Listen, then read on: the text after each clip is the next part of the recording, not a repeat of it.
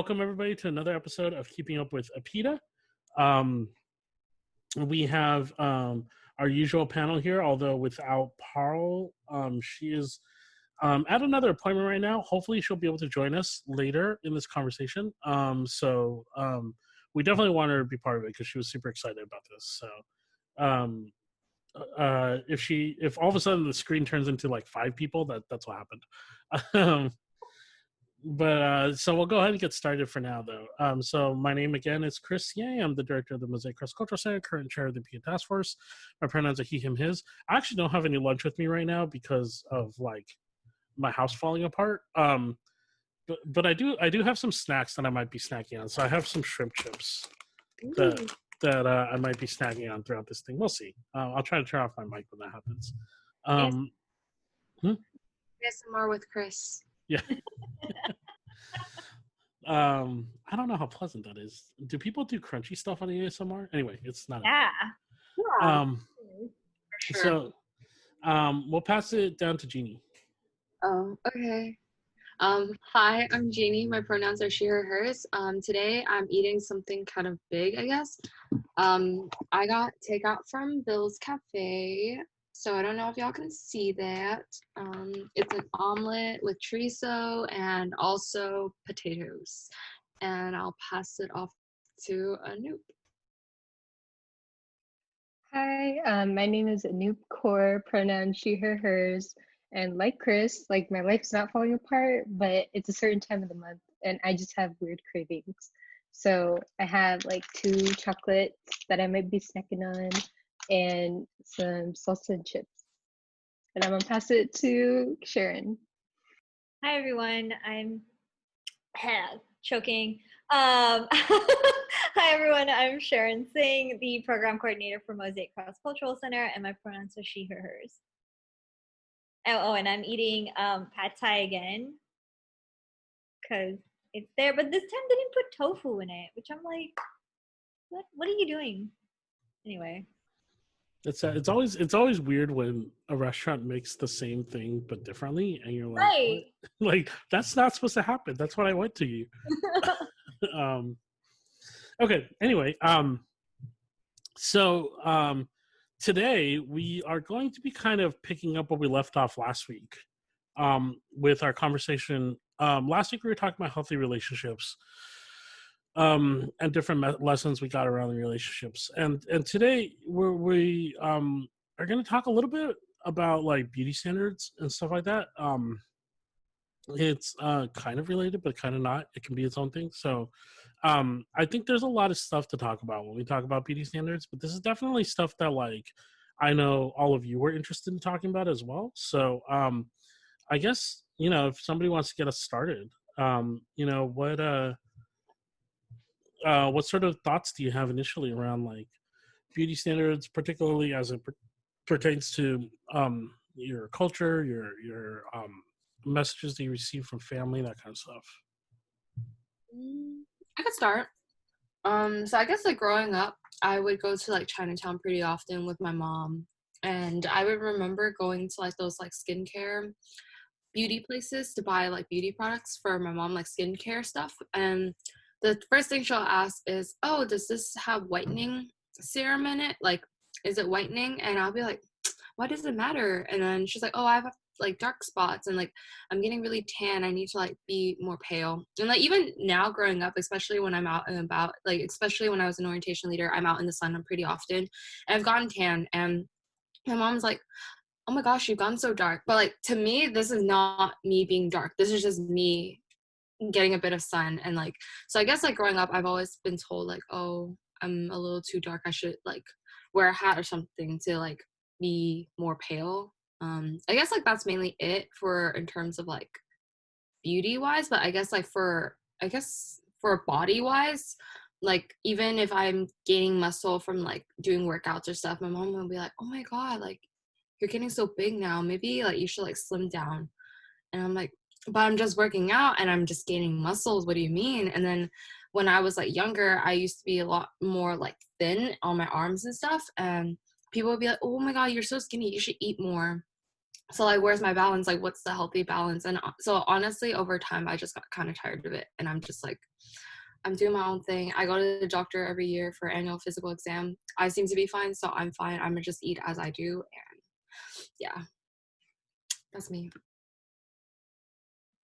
Yeah, totally. I mean, I definitely, you know, echoing the sentiments around the beauty standards around whitening. You know, I think what people who aren't Asian identified may not realize is that in a lot of the Asian cultures, you know, we have very Europeanized beauty standards. So like the whiter the skin, you know, the more attractive you are, and that also goes to other physical features like eyelids are a big thing, having like folded eyelids. Um, and it's all very like Europeanized, and it's very colonial and very messed up. But more than just like a subtle thing, there's like a whole overt like market in Asian countries, in some Asian countries, around marketing beauty products in that direction. Like you can buy skin whitening creams, you can buy like, you know, lotions or sunblock that's specifically marketed towards keeping you from getting a tan. You can buy, you know, like there's a huge like plastic surgery culture in, I know in South Korea has a huge plastic surgery culture. Other East Asian countries, I think in Japan and China too, where you can get like eyelid surgery to get like, you know, your eyelids can be like surgically fixed so that it looks like you have a folded eyelid. That kind of stuff. I've seen at like Daiso, like Asian like beauty stores and stuff like that. They have like the double eyelid like stickers that people would use. Mm, So yeah, yeah. it's also something. Yeah, totally. So it's like super messed up that we have these like beauty standards. So it's, you know, I think, and it's also, you'll see it in a lot of cultural pieces like TV shows, movies, books, that kind of stuff. Hey, Paul. Um, like people will talk about like blocking out the sun or not getting too dark or that kind of stuff.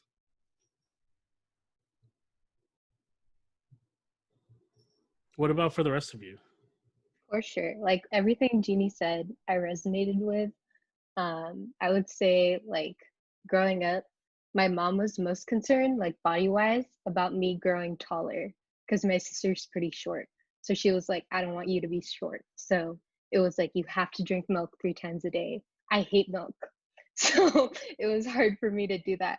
And then like even now, so like the past days were Rakri, I got a phone call from like relatives from India, and they like saw my face and they're like, "Oh my God, you're so chubby. You're getting fatter." And then I was just like, "What? I've been quarantining and like gyms aren't open. It's fine." But you know, that was just like the conversation that's like normal to have with your relatives, like about how you're looking, like what you're if you've been exercising lately, things like that. And so I've like experienced the whole, my mom would be like, don't stay out in the sun too late, always have sunscreen on, wear a hat, and like stay lighter skinned. And for a long time, I want to say like in high school, in 10th grade, I got super pale, like annoyingly sickly pale. And I think that like I thought it was beautiful. And then when I looked at myself, I was like, this is kind of gross. So that's when I was like, I need to spend time in the sun. I need to like, you know, embrace my melanin. Um, I got a hoodie. I should have worn it. It says got melanin. That's just a side note. Yeah, that's me. Um, so to jump up on that, I guess like beauty standards I've always like dealt with is I know you can't tell on camera, but I'm like almost 6 foot tall. And I'm really, really tall. And like opposite to Anoop, like I was always the tallest in my class. I was always the tallest. So like I'm even a little bit taller than my brother. So obviously like that was like what? That was like a really like it wasn't seen as like anything good in my family, and everybody was like, dude, you're just so tall and skinny, like always stick, like everybody always called me stick, you know. So like every time I go to a gathering, I just feel so awkward. Like that's just how I've always felt. Yeah, so they even tried to see if I need to be on like growth stoppers or if I had like some disease where I couldn't stop growing. It was that, and then I've always like felt a lot of insecurity about my nose because I have a really like obviously ethnic nose. I always wanted to do something about it. I was like, when I turned 21, I'm gonna get a nose job. Like, it's gonna be over for everybody. I'm gonna go to another country. I'm gonna get it done for sure, for sure. I would even talk to my mom about it. I'd be like, okay, when I'm this old, I'm gonna get it done. Obviously, I haven't. I still struggle with like my height and my nose every day because I know that there are like things that make me stand out, even really in my community. So I don't know. I just the things I've still struggled with and things I've heard from my family. And yeah, that's my experience.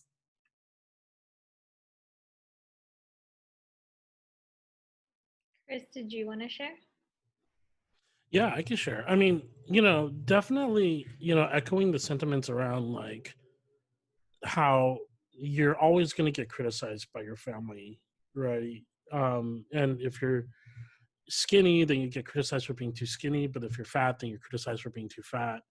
And like, there's no such thing as like the perfect, you know.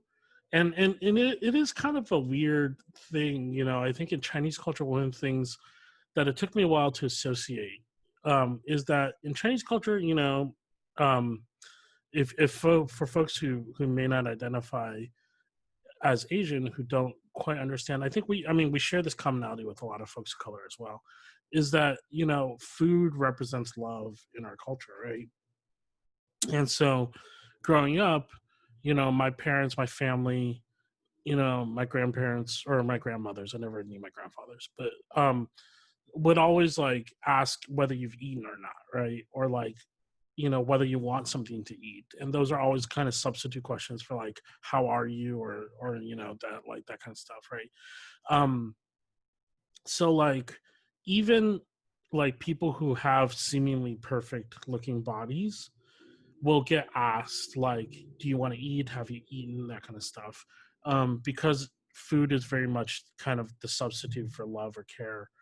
Um, and so I think for me, like understanding that you know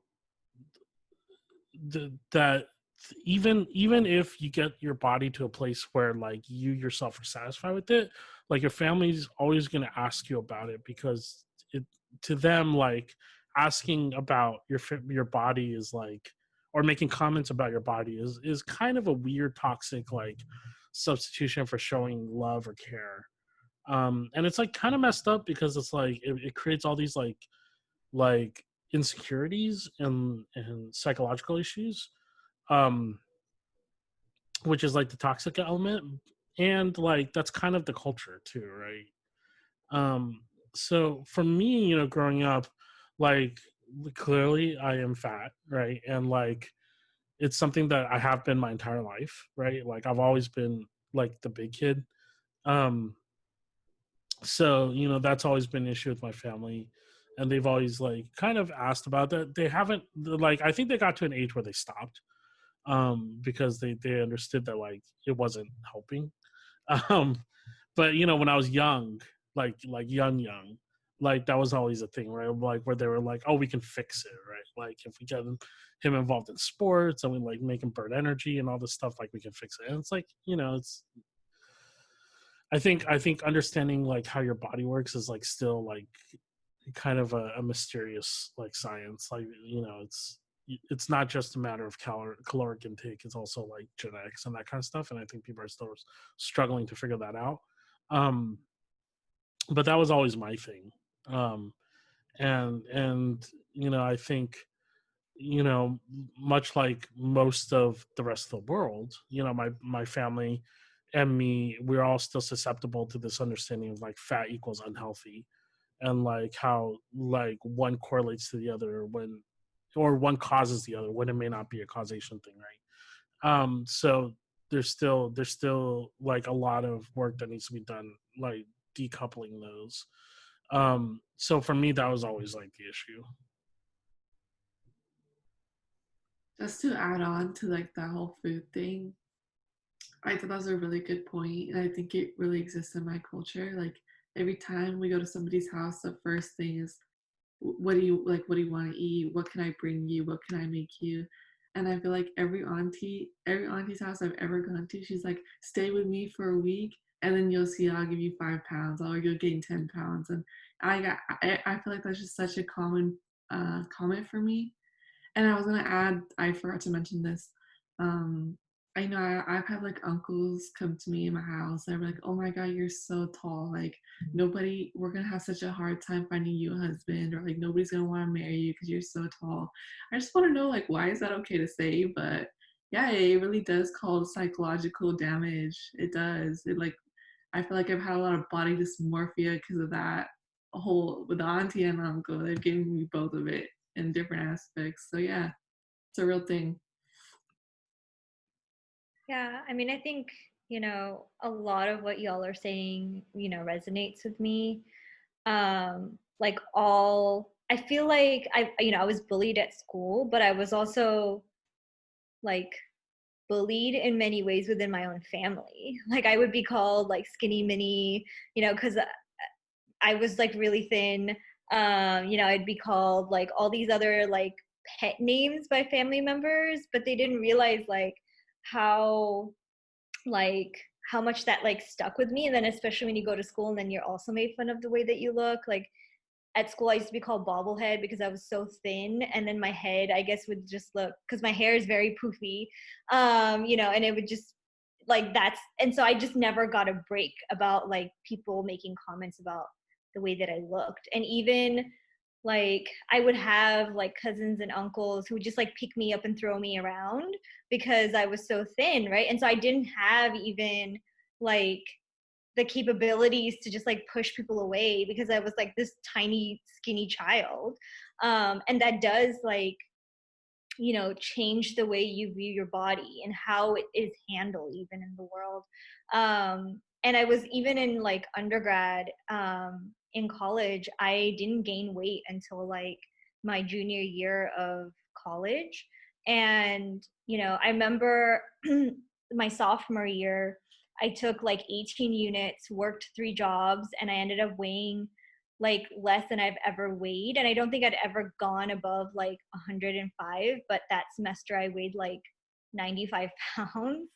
And that's when I actually got a lot more compliments. A lot of folks would say like, "Oh my God, you look so great. Like you look like you're super healthy." And then when I gained weight the next year, because I stopped kind of, putting my body in this horrible regime that I was going through, and I gained weight, and I think the heaviest I was like 125, right? And since then I've always been around that weight, but I started getting comments, especially from my own family, like, "Oh my God, like you've gotten fat," right? And I gained a lot of my weight in my face. And so I would just always get comments of, "You gained so much weight, you're not working out, it's because you're living on your own and you don't know how to eat," and all these other things. But it was just like, I think the people putting expectations of like, you're supposed to be the skinny girl, right? Even within your own family. And you're like what Pearl was saying, like it is very damaging to actually have your own family members like say that stuff to you. And and it still hasn't stopped. Like on my wedding, like during my wedding time, I was, you know actually a little bit heavier at the time. And I remember when like my outfits were designed, like I designed my outfits and like I created it. And so a lot of the things that I made, or picked were like I got it altered to my body. And I remember like my mom saying like, "Maybe you should lose like 5 to 8 pounds." And I'm like, "But we're getting it altered to me. Like I'm paying money so it fits me," right? And I think that's when I like, even in my wedding pictures, I look back and I feel like comfortable in the way that I look. But I know that you know I knew that people would make comments. And then my very first visit to India, um we were going for my sister-in-law's wedding, and there was like a small prayer thing at a temple, and a lot of my, you know, partner's family, like we were sitting in the front, and I could hear them and like sitting behind me going like, oh, is that the new bride of the family? Like, oh, like she actually looks pretty good in person, because her wedding pictures made her look really fat. And I could hear them make these comments like in like during the prayers, like during like the temple. And I remember like feeling really just like, you know, like having to just like breathe out and be like, they don't know me. They've never met me. They don't know me, right? But I realized that other people heard too, because my sister-in-law reached over and held my hand and like squeezed it, you know? And it's things like that where like, you know, how do we get our family members to understand like the comments that they're making isn't helping, like Chris said, right? Like it's not helping. It doesn't help.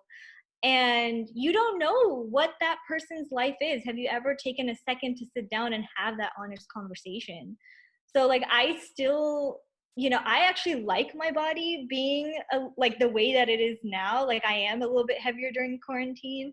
But I actually like that because I got picked on so much and made like heard so many comments about my body being like thin and like like having that expectation placed on me.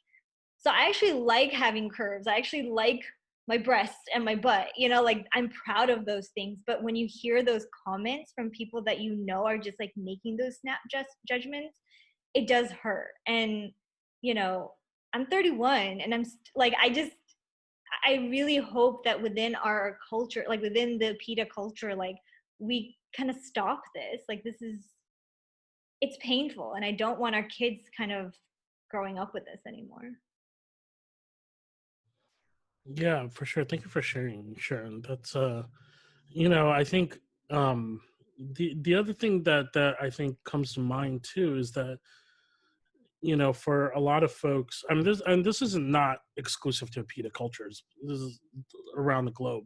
But folks, you know, they play their insecurities out on other people, right? So people who are insecure about, you know, like whether they're too heavy or too thin, will put that on somebody else, right? And say, oh my God, like, you know, like you know, I mean, you'll hear all sorts of stuff. It's like passive aggressive AF out there. But like, you know, people will be like, oh, you're so skinny, I wish I was that skinny. Or, you know, people will be like, oh, I weighed the same as you once upon a time, but then I like learned how to exercise, and like now I'm like so much thinner, all this stuff, But you know, or a threat, like, oh, I used to be skinny just like you, just you wait. And I'm like, what are you threatening me with? right. Right. It's so weird. And so it's, you know, I think it's also worth it to recognize that, like, you know, hurt hurts hurt, right? Like hurt passes on hurt. And so like or however you want to say it, right? Hurt people hurt people.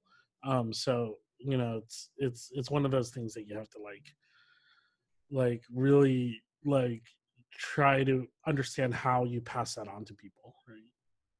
Have you all ever fired back? Because I feel like as I got older, whenever people make comments about my body, especially family members, like I don't care if you're older than me and like you're the past generation, I'm gonna fire back. Like I understand that I should respect you, especially like it's very heavy in like Chinese cultures and like a lot of like APID culture, like, you know, respect your elders, you know, be like courteous and like whatever, right? But like if you're gonna comment on my body, like especially if you're gonna be like, oh haha, like you're so fat now, or like, oh my god, haha, your legs are so thick, I'm gonna be like, well, your legs are thick too. Like I honestly would fire back. I feel like I've gone to that stage in my life where like I just don't want to take that no more, especially like because like sometimes my mom would like jokingly tell me like, oh haha, like have you been exercising, like you're getting a little thick. I'll be like, haha, you're thick. And like I would fire back at her, and then she's like, I don't know what you're talking about. Ha ha ha ha ha. I was like, exactly. Don't come for me sideways. Like, I feel like that was like where I've been, and I just want to know if like y'all have done that. But I think definitely as I also got older, I feel like when I was younger, I had that mentality. Even when people were commenting, I was like, haha, whatever.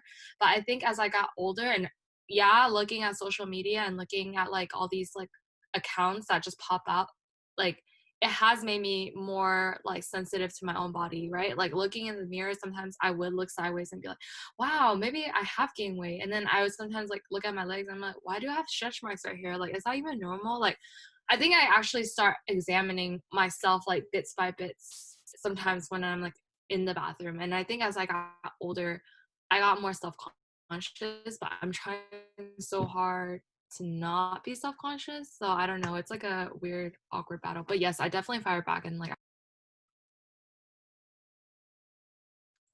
I was gonna say, I didn't do that till a couple months back. I just started doing this where like if anybody tells me anything, I'll just be like, you're mad, you're jealous, your insecurity showing. I say that all the time now. And I especially noticed it with like if I went out with a guy and we're kind of around the same height, I feel like it's always been this thing between us. Like he just always has to bring up my height. He always has to bring up how tall I am. And I've noticed that like that's more a reflection of you than it is of me. So I always be like, you're just mad you can't handle all this leg, and that's just how I spun it off now.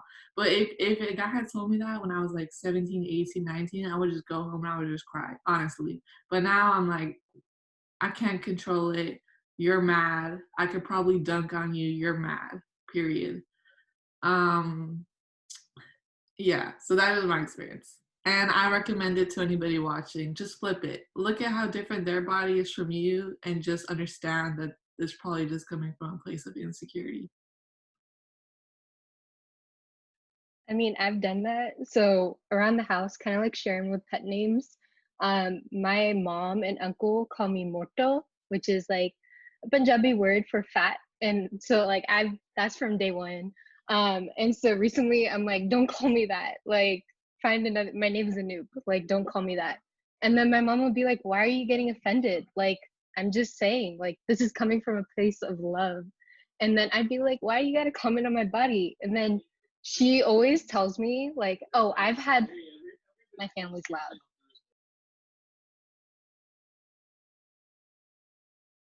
Okay, I shushed them. She would always tell me, I've had 4 children. This is how I look now. I have 4 children. And I'll be like, what? I'm just doing my thing, But I've tried it recently. Kind of backfires on me though, because my mom, she's pretty sarcastic and she's pretty like, she can fire back with some good comeback. So like I'm trying to learn how to do that recently. But it's hard. I feel like I've gotten like kind of the opposite experience of y'all. Like growing up, 5th grade, I was the first girl with a training bra. And so the guys would look at me and they'd be like, oh my God. Like it wasn't like Same. 5th grade, worst time. It was such a bad experience because like, okay, by the time we got to middle school, everyone was like, ooh, look at her, she got curves. But like in elementary school, everyone was like, ew, bras, what?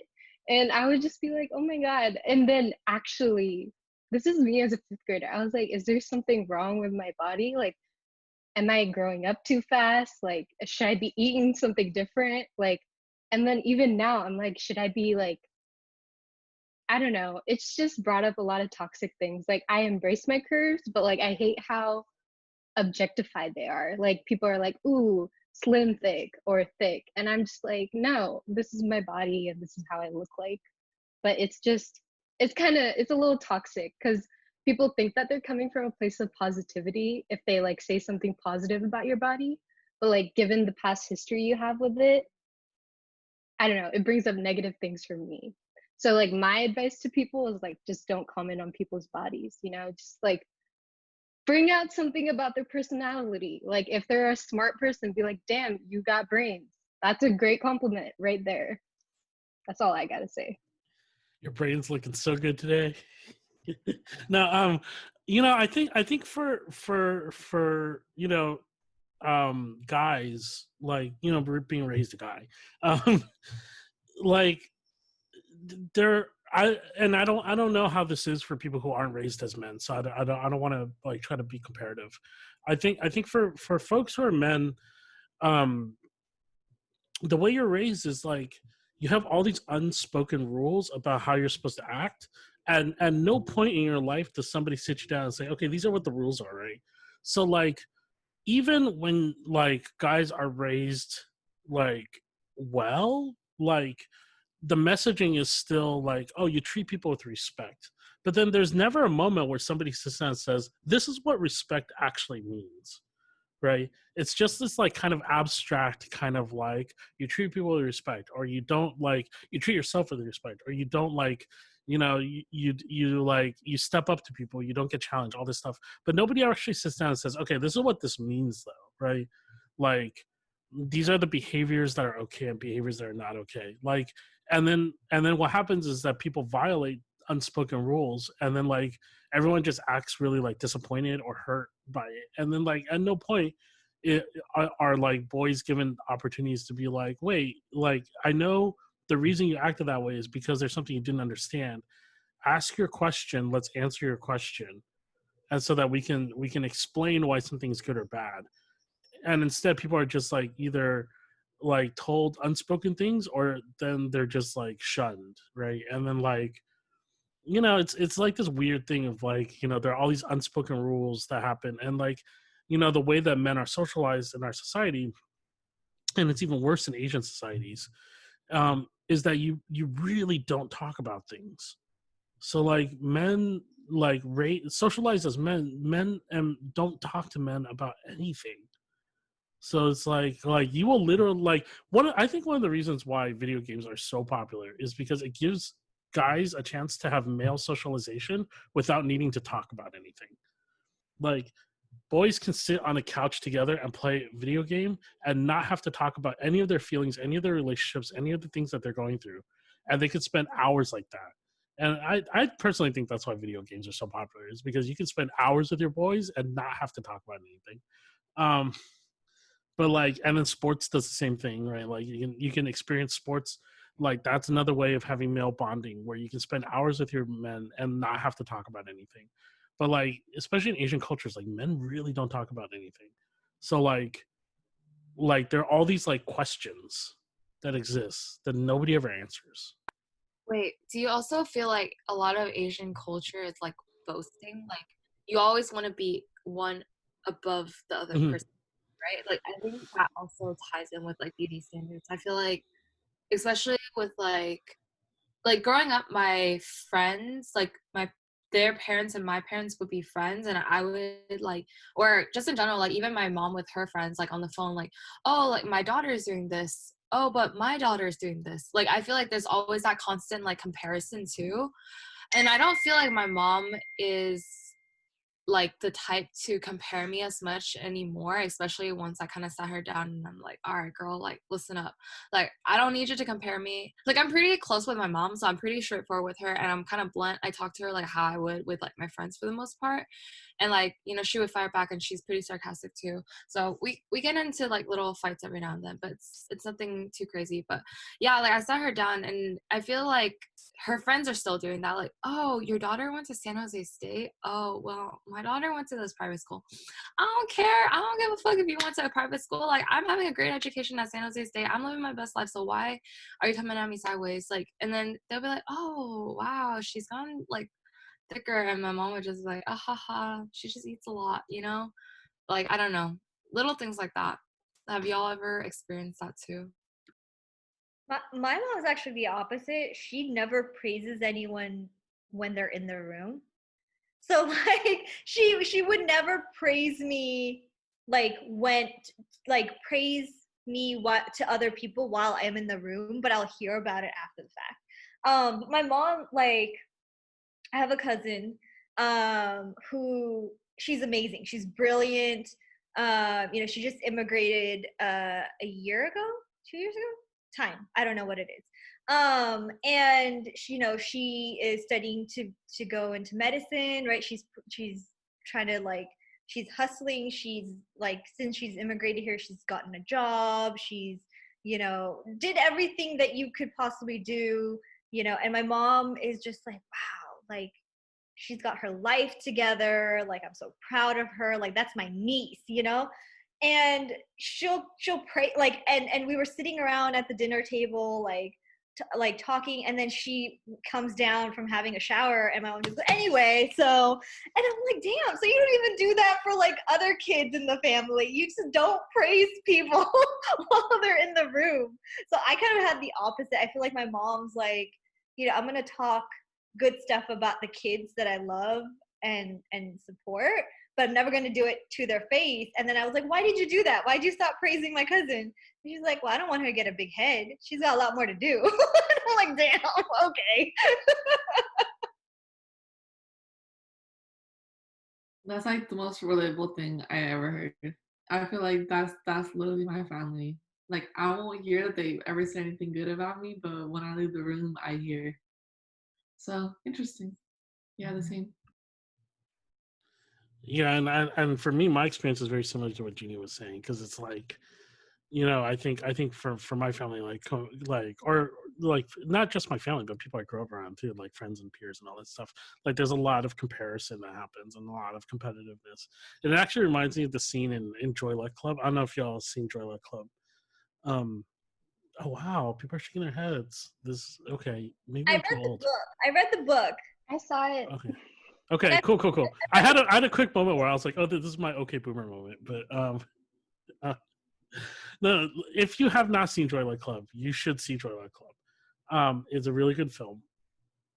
There's this moment when Waverly's mom and June's mom are like comparing them, and like that conversation is like very true to life, where like, Waverly is like a chess champion, June plays piano, and like their moms are like trying to like tell each other that their daughter is better, but they're doing it in a way that's supposed to be self-deprecating.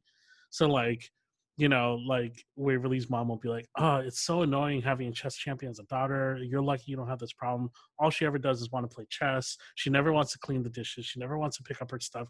All she does is chess all day, chess. And then June's mom goes, better chess than piano. It's so annoying having a piano player as a daughter. It's so annoying having a piano project. All she ever wants to do is play piano. All I ever hear is piano. I can't even hear any other music. It's just piano. And it's like, they're clearly competing, right? But it's like super like self-deprecating. Like that's like true to life, I think.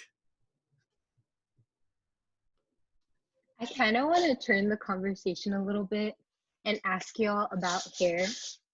I mean, I have a lot of experiences with it, but I just want to hear y'all, because like in Indian culture, it's like your brows need to be done, your hair needs to be straight, you can't see body hair. So I want to know y'all's experience. Okay, I'll go first. I was ready. I feel like in our culture, like even if you didn't have straight hair, your hair needs to be straight. It doesn't make any sense. It needs to be straight, long, well managed, well kept. And then, growing up, obviously, like we all had them struggle brows. And my mom didn't let me touch any hair on my body till I was like 15, 16 years old. Like, what is the logic on that? Like what was the logic? Like I have lighter skin, my like on my arms, on my legs, it was very prominent. And I just want to say that was fucked up, Mom. If you're watching this, that's fucked up. Okay, if we're gonna call out our moms, like I swear, like my mom to this day at 31, you need to wax your mustache. I have never touched my mustache, and I never will, Mom. Like on my wedding, like that wedding week, she was like, "It's not too late. You could do it. You can wax your mustache." I'm like, "No, I'm keeping my mustache. I love my mustache. Never getting rid of it." But yeah, like I totally agree. My dumbass in middle school shaved my entire body without telling my mom.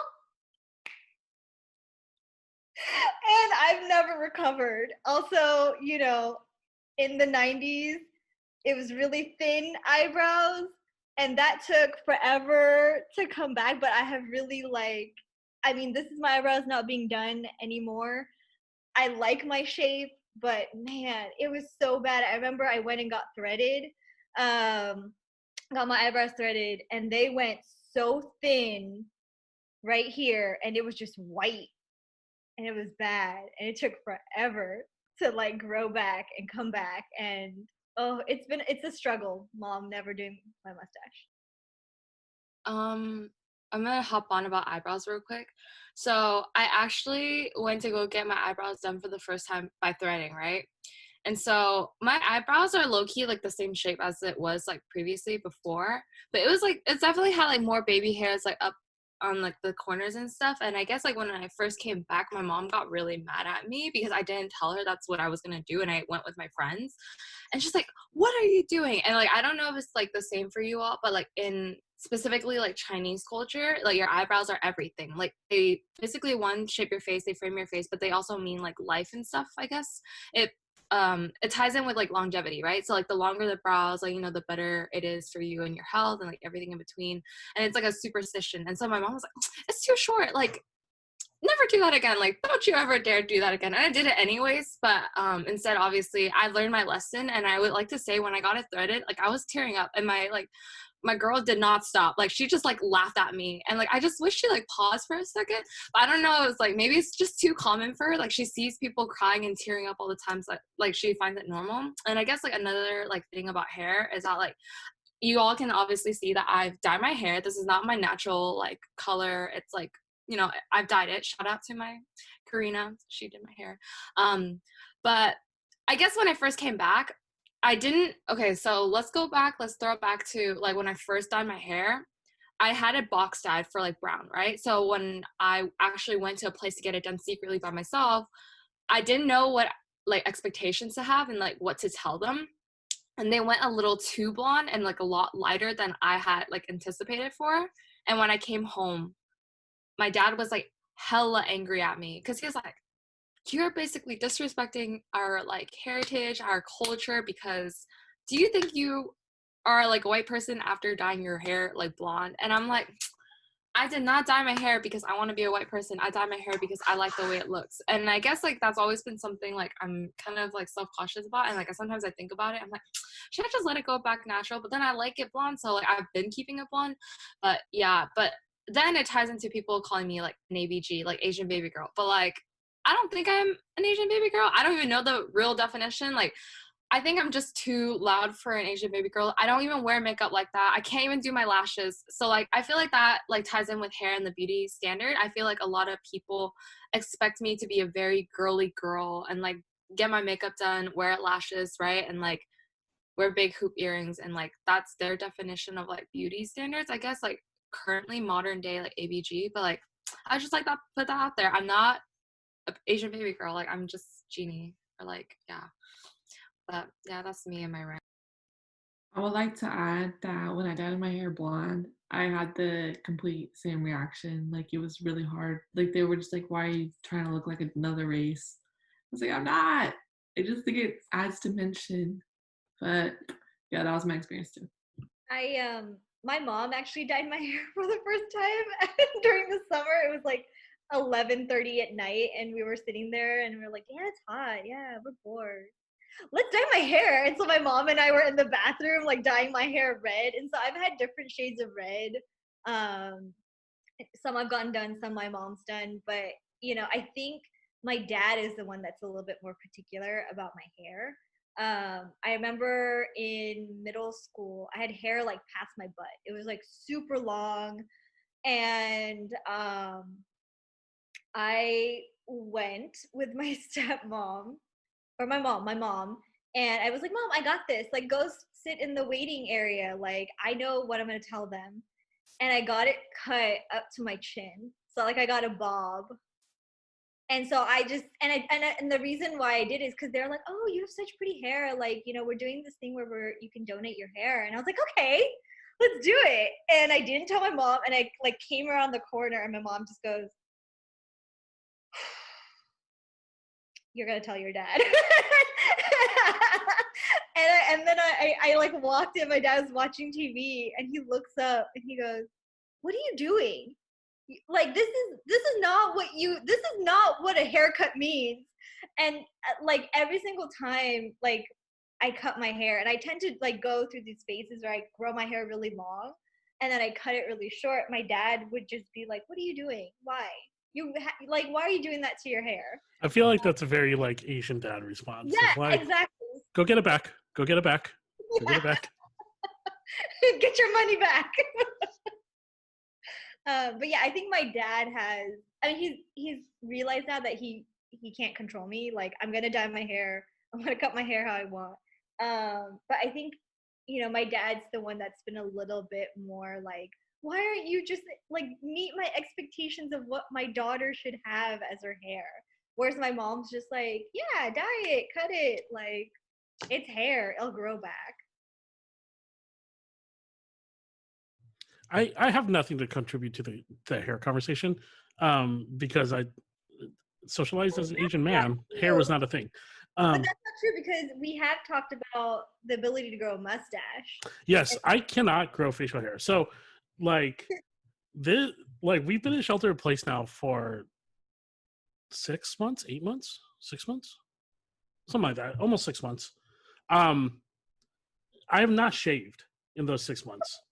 I've trimmed because like one hair will get out of control. I've not shaved in 6 months. So this is what hair growth looks like for me for 6 months. So it's really ridiculous. Not being able to grow facial hair is a pet peeve of mine. But the other thing is, just as a total aside, just I wanted to say shout out to Asian baby girls like ABGs. Like I feel like growing up they were like treated as a very specific way, but now with the age of like streaming and like YouTube and stuff, like they're really able to like own their voice. So shout out to ABGs owning their voice. Check them out on Twitch. Like it's awesome. Anyway, sorry.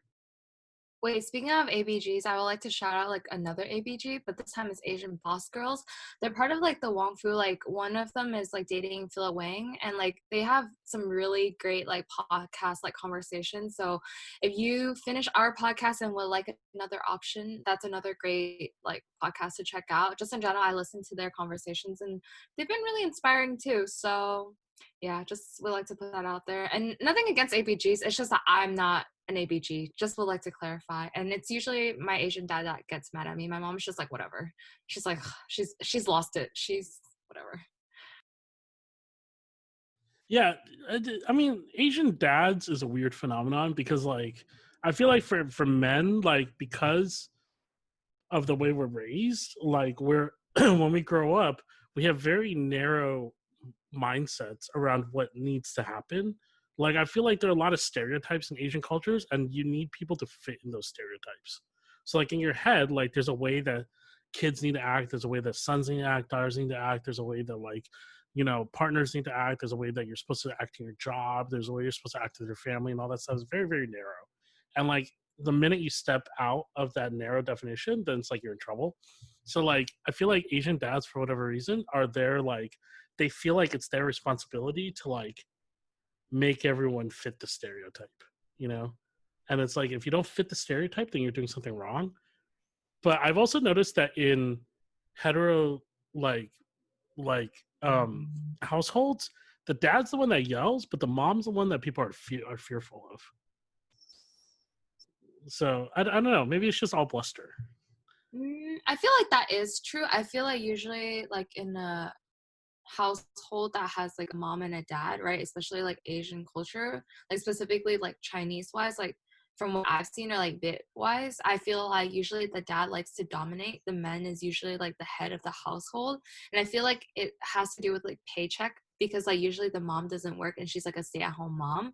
But like in my family, I feel like it's pretty balanced. There's things where my dad is more like, you know, like, and then there's times where my mom's more like, I feel like I've always like I've talked to this about like with my friend before, and I feel like sometimes it's harder for like Asian American kids to connect with their dads if their dads are like immigrants, because I feel like they're carrying the mindset of what it was like before, like they've seen like of like their dads, and I feel like because of that they have like that very angry side of them.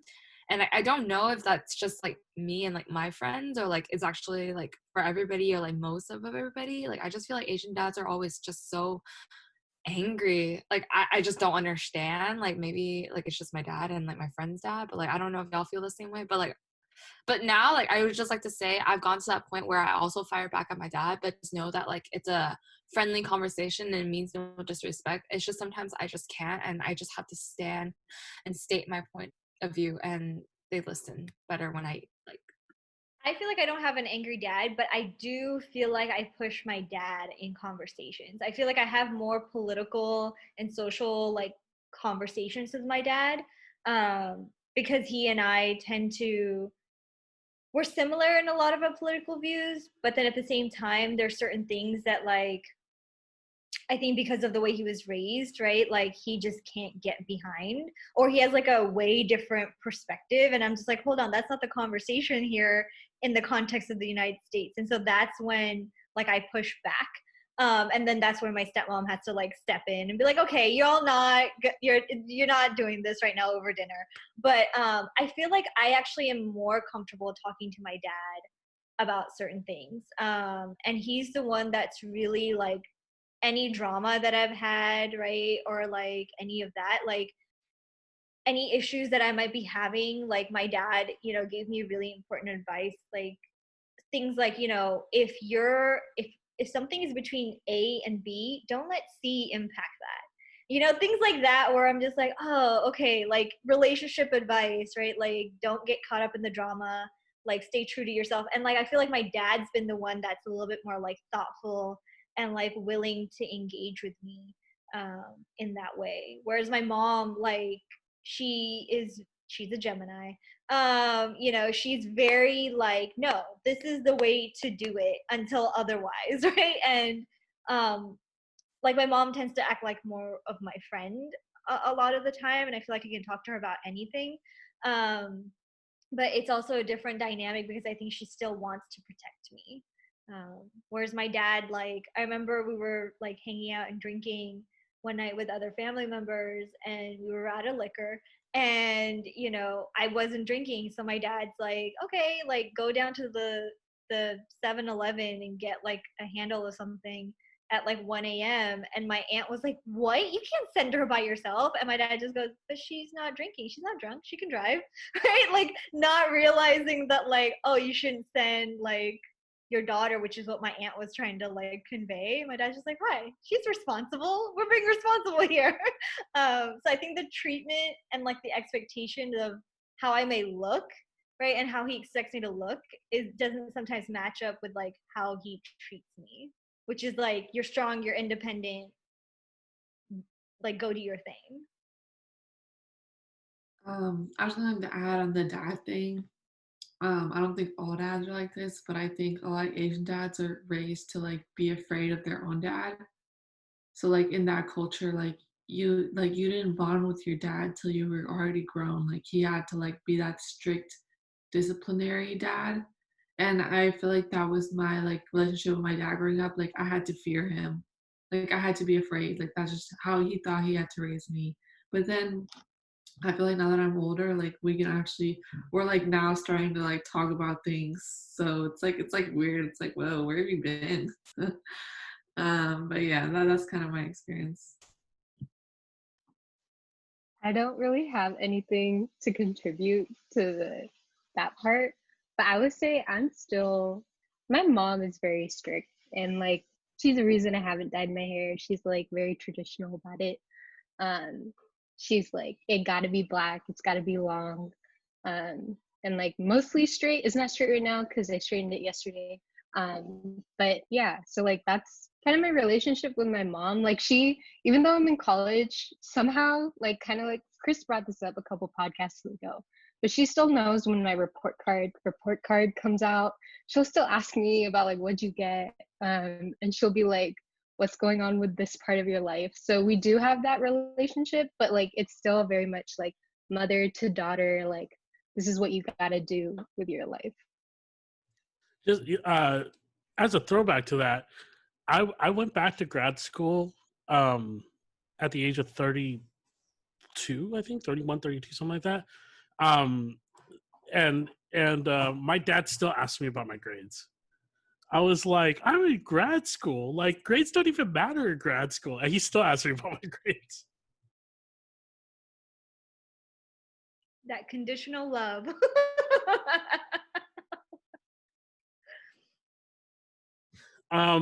I think we can do a whole podcast on parents and stuff, so I don't want to go too far into that. So let's go back to the beauty standard stuff. Okay. I think it's the thing that I think really like baffles me about Asian beauty standards is not that they exist. I understand that. And also I kind of understand how they came to be. The thing that baffles me is just how blatant everybody is about it. Like, there's no subtlety in Asian cultures around the way you talk about someone's body or the way that you talk about someone's like beauty. Like, it's just out there. And I think, you know, the last podcast we were talking about dating and relationships. I mean, beauty standards does fit into why we're so blatant, right? Like, if there's a criteria in your potential match, right, and who you're seeking to date or marry down the road or whatever, then there are certain looks that naturally I think are more desirable according to our culture, right? So like in Desi culture, you know, I think the nice hair, a nice lineup on the beard, right? Like if you're gonna have facial hair, make sure it looks nice and neat and clean, right? And then like Chris was like, well, but then on the flip side, right, it's like, oh yeah, like I want chest hair, but like no back hair, right? Like there's certain things around like hair and the way that, oh, I'm saying this about like Indian men, right? But like how they look is also like a judgment on their lifestyle as well.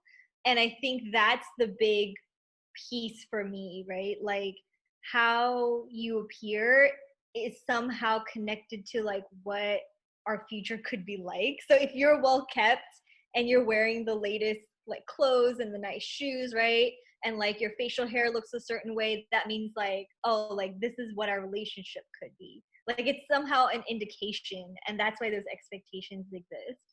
And then like in the US, right, like we have Black women and Asian men who are on like any research shows that on dating apps, they're the two like groups of people who will get like the less likely to be matched or like found attractive.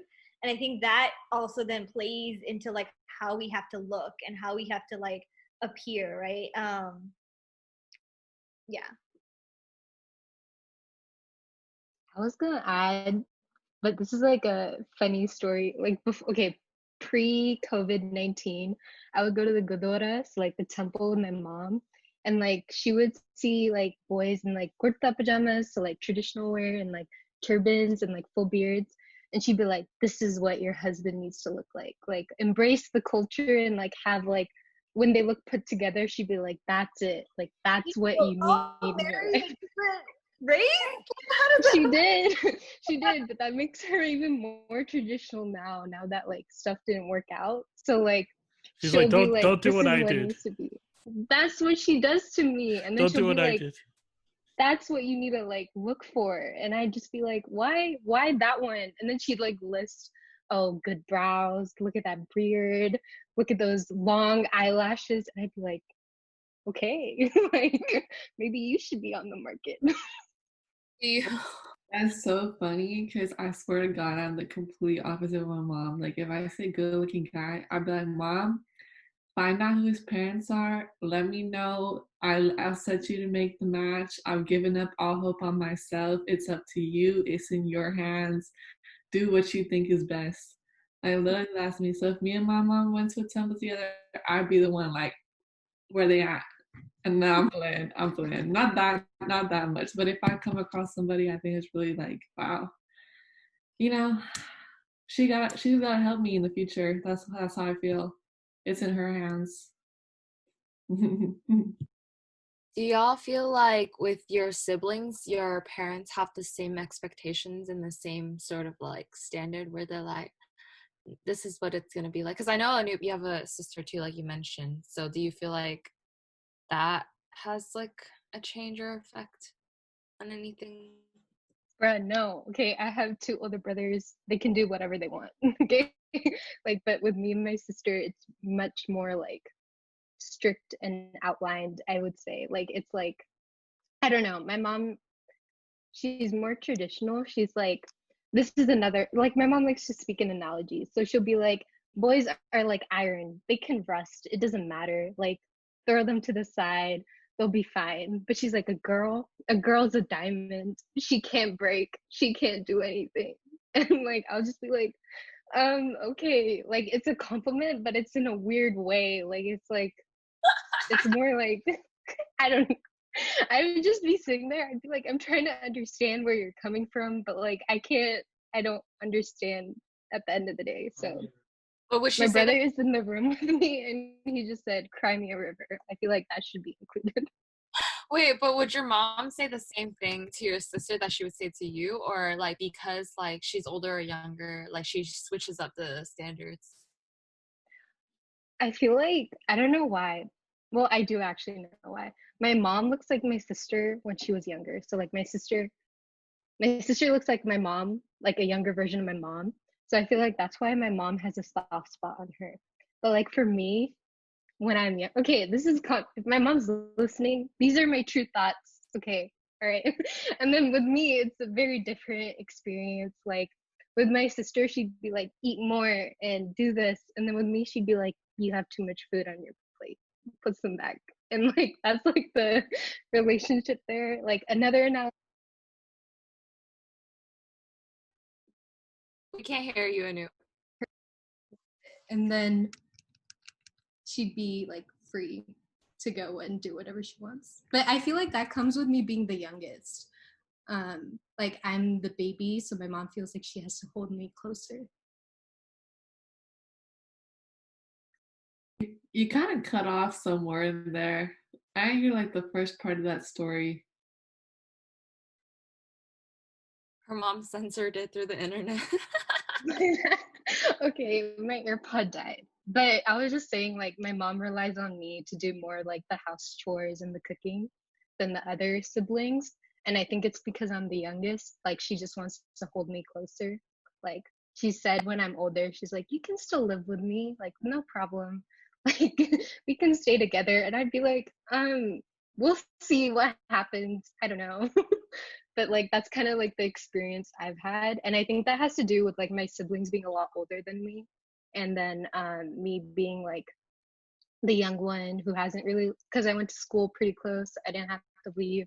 So I don't know, it's a very different experience coming from a bigger family than most, because I would always get like comments like, oh, you're so and so's little sister, your parents had another baby, and I'd just be like, yeah, like what business is that of yours? So like I'm not sure if this has to do with beauty standards. Maybe I can save this for parenting.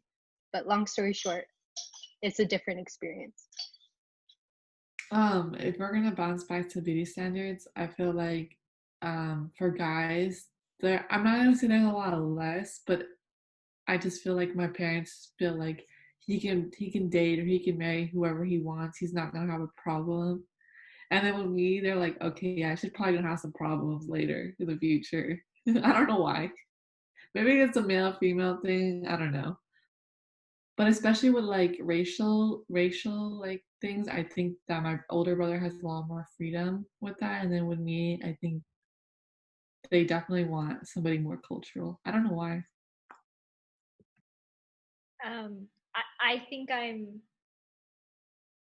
so for me, like, I'm the oldest, and then my brother is 10 years younger than me, and then my sisters and I have another brother are 23 years from me. So it's like I could have had 3 kids at that point, right? And you know, I feel bad because I do think my 21-year-old brother um does get compared to me as far as like looks. Like I feel like I went like, ooh, middle school was real rough for me. I had glasses, acne, braces. I was like skinny, but like had huge boobs and then like a bobblehead. It was just not cute.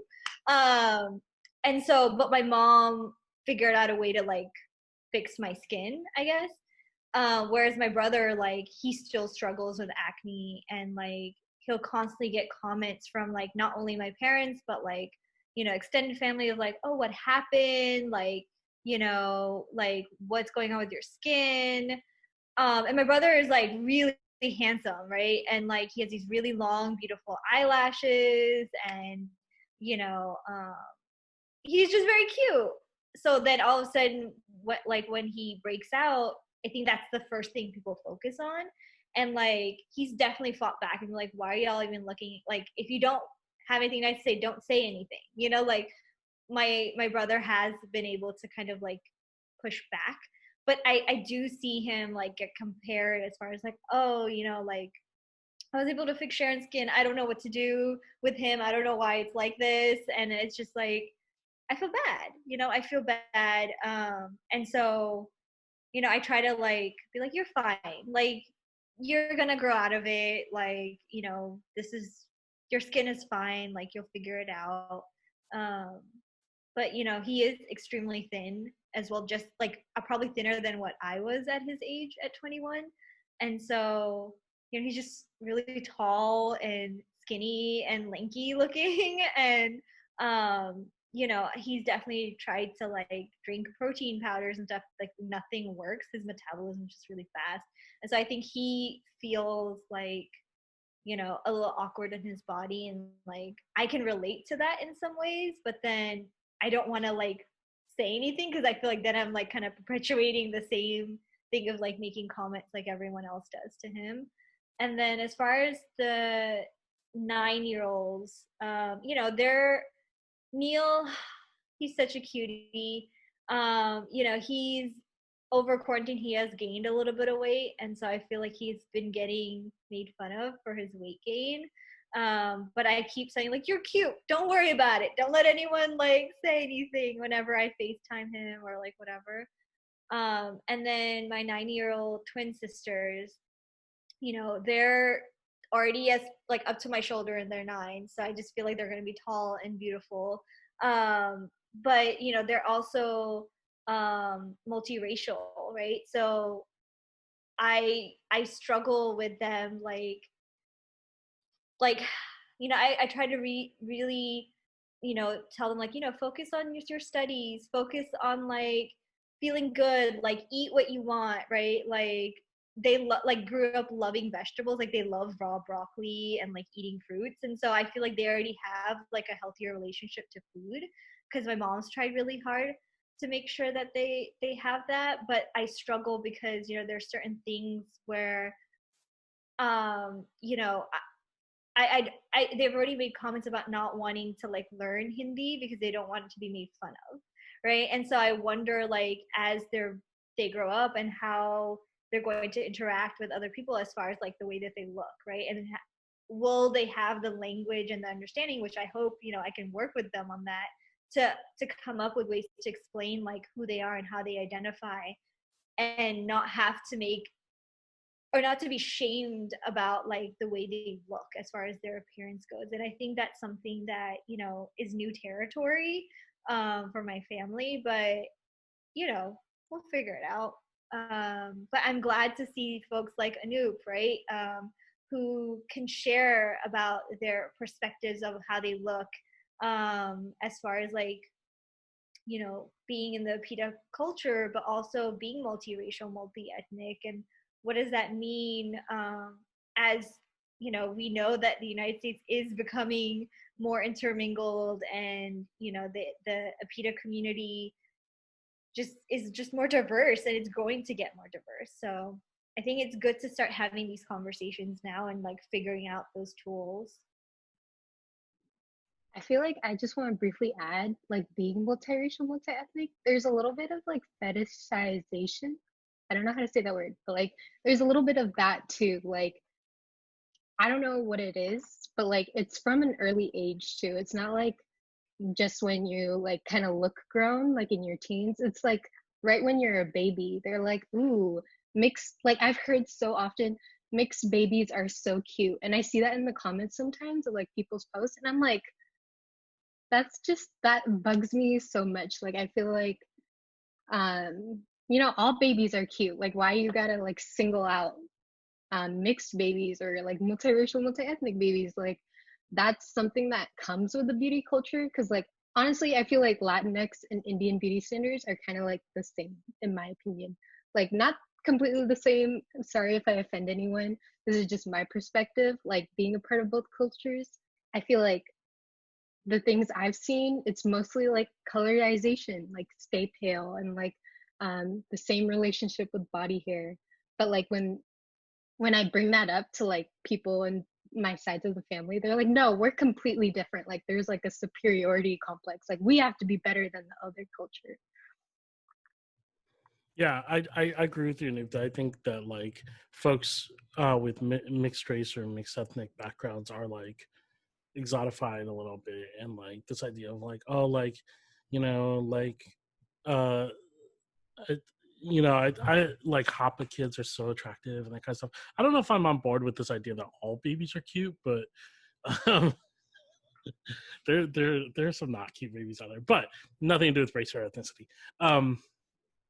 But I do think that like, and I do think that like particularly like Asian, I've noticed that like when Asian is in the mix, like then it gets brought up even more. Like half Asian kids are so cute or whatever, and like, and then it also like extends into the creepiness of like, women and like, like fetishizing women, Asian women and stuff too. So like it's like an entire thing that like I think a lot of like um mixed race Asian women have to deal with.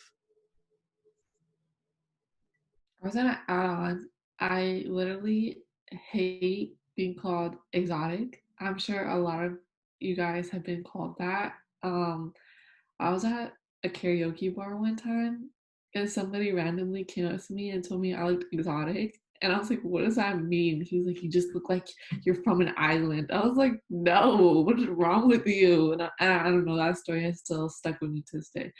Yeah, I really hate that word. It's a horrible word.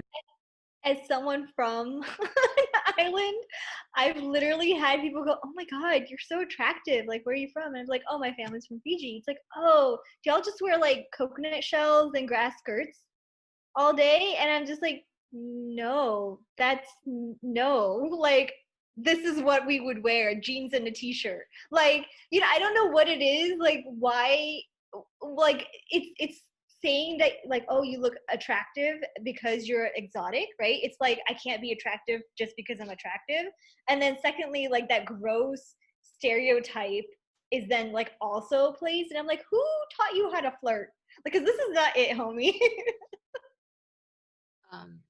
Also kind of just like adding on to that, I feel like based on my own personal experience, I feel like there's a lot of like white men who look at Asian women, especially like my like what I look like, and then I feel like they find interest in that no matter how old they are, and like the older they get, the creepier they get.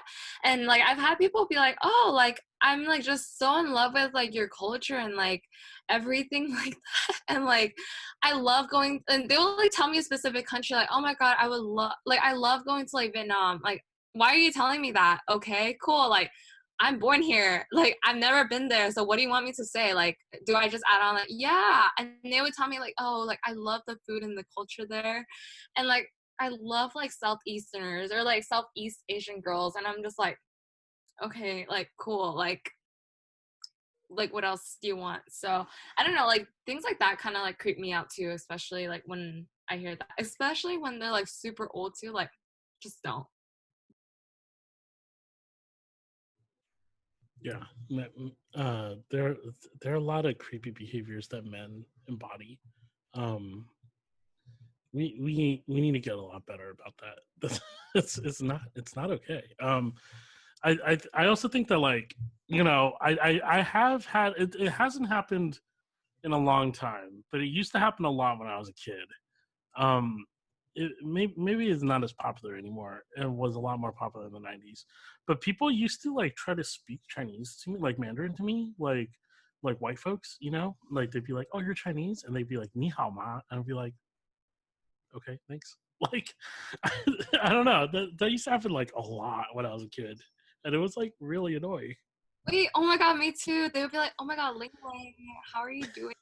And like I went to Grand Junction, Colorado for a year because of my dad and stuff like that. And I was like the only like Asian girl there, so I stood out like a sore thumb, And everybody, I guess, would make fun of me. And like that beauty trend where they do this, like yeah, they would do that to me. And like at that time before I moved to like Colorado, right? Like I lived in Oakland most of my life, and so I'm used to like just you know, broken English and like Chinese like amongst like us as like kids. And so me having to transition to like an all white neighborhood and like having to learn English basically from the fresh and like from the start, I didn't understand that they were making fun of me, and I laughed with them. And like till this day I still am angry about that, because I wish I stood up for myself, because I would not let them. But yeah, that's another thing that got me riled up and kind of angry.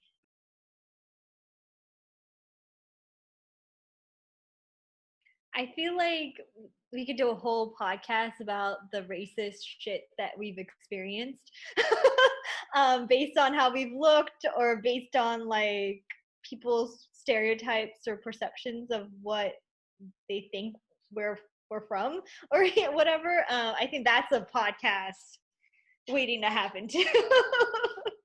Stories on stories.